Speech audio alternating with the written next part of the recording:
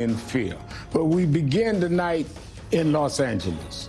Joining me now is Congressman Brad Sherman, Democrat from California's 32nd District, which includes part of Malibu and the Pacific Palisades that have been heavily impacted by the recent wildfires. Congressman, let's start with the immigration raids in Los Angeles. The New York Post reports they began early Saturday morning as part of a 7-day-a-week operation, though, as we noted, fire-damaged neighborhoods were spared. Similar operations are underway in other major cities, from San Francisco to Chicago to New York. What's your response to the raids and their timing, particularly in the L.A. area?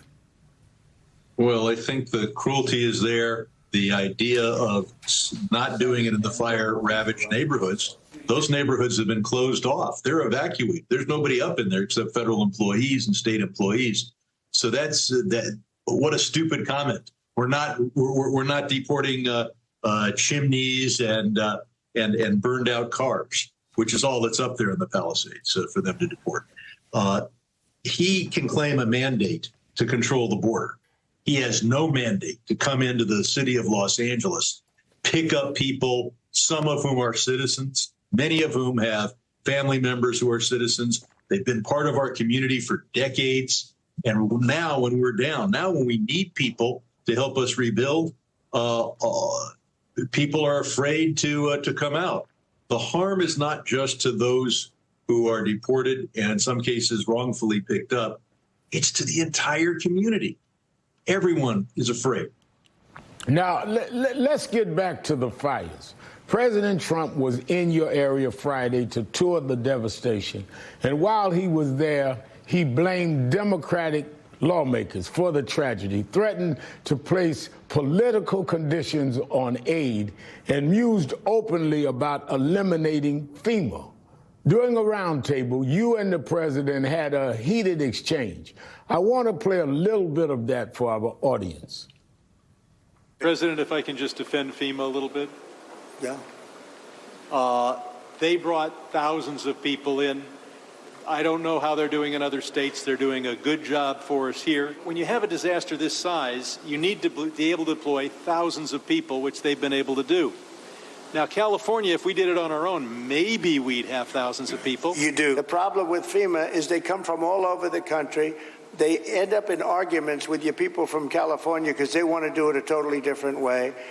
And I can live either way, but you haven't gotten very much done with FEMA. FEMA's incompetently run. First off, Congressman, what did it feel like to challenge the president face to face? Well, it had to be done, notwithstanding the fact that he selected the crowd, and he can talk as long as he wants. I have to share my time with, I had a dozen colleagues there, but he's just plain wrong on so many fronts. FEMA is not arguing with our local people. They're getting along. FEMA has unique skills on how to deal with a disaster that if local people were to have those skills, we'd have to have thousands of people on the payroll just reading the manual over and over again, waiting for the next disaster. And then he proposes the idea every state handle on their own. California would be the closest to being able to handle it on its own. But what happens if the next disaster is Rhode Island? How do they deploy thousands of people with skills on how to clean up the sites that you're looking at there? How to deal with tens of thousands of displaced people? FEMA has the expertise, and if it's misrun, well, it's his job to run it. He got elected to run the executive branch of government. In other situations, he's claimed he ran it really well in 2017 and 2018. If that's true, then run it really well now. But this idea that every state would have its own FEMA is a way to increase costs perhaps by 50 times. But also think of the cruelty here. We're relying on these people. They're working 12 hours a day, 7 days a week. They're busting their ass to help us. And what kind of pep talk do they get from the president? He flies in. He's down on the ground for a couple of hours, and he says they should abolish the agency. They're doing a terrible job. He in his own inaugural speech, he insulted our firefighters. Now he comes to our community and insults the FEMA workers. Wow. I don't know if you caught it in his inaugural speech where he said that these fires were raging without even a token of defense. So I can't think of a worse thing to do than a disaster. First insult the firefighters, then insult the disaster workers. Now, I want to go back to the suggestions by Trump and his allies that federal aid to California be conditioned on its policies and its willingness to cooperate with the administration politically.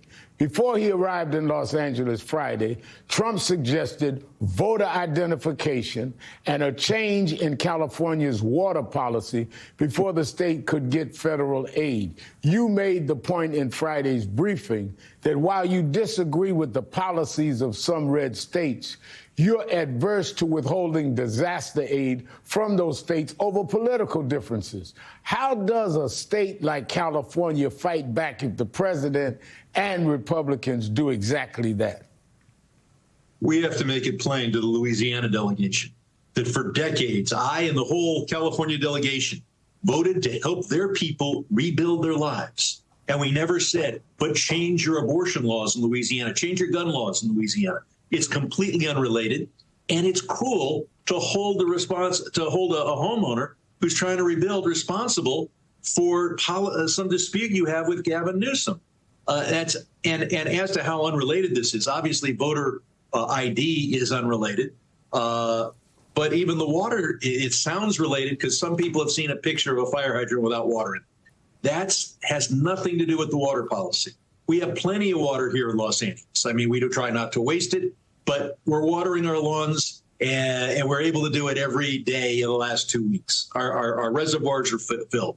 The reason there was no water in the Palisades during that terrible fire is that the system to pipe the water up to the Palisades was designed only for foreseeable conditions. Maybe fight 5 fires in a row and keep everybody in their homes happy. We have a water system that does that. But we did not have a water system that could fight 500 house fires at the same time. And when you're up in the Palisades, maintaining water pressure, you need a good system. We had a system that would work for anything except the biggest property damage fire in the history of the country.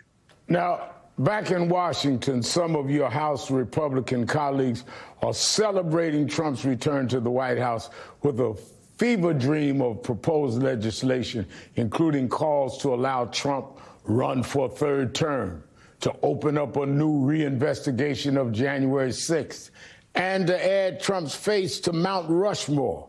Are any of these ideas doing anything to help communities in need or bring down the cost of eggs at the supermarket? Your question answers itself, Reverend. It accomplishes nothing for the country. A few of my Republican colleagues are just looking for ways to show how much they love Donald Trump. They're trying to show that love while keeping their clothing on. So they come up with every other idea they can to express their love. We're not going to desecrate Mount Rushmore, and we're certainly not going to pass a constitutional amendment allowing Donald Trump to run for another term. Thank you for being with us this evening, California Congressman Brad